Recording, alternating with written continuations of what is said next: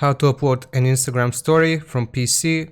For this we need an extension. The extension is called Insist extension. You can Google it or press the link in the description to be taken to the page directly.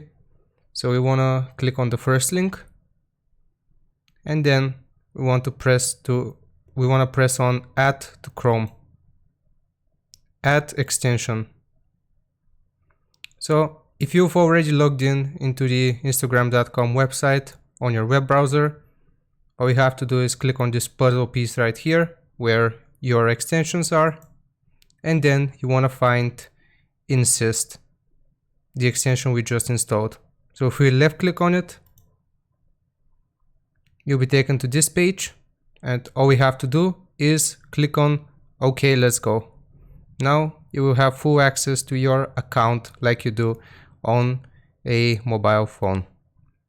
Okay, so from here, if we want to upload a story, all we have to do is click on this button here, your story, and you can browse and select what you want to upload. Or another way of doing this is by pressing on this plus sign in the middle, and then we select story.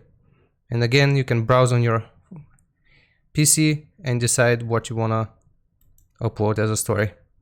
If this video helped you out, leave a like and sub, and I'll see you next time. Bye.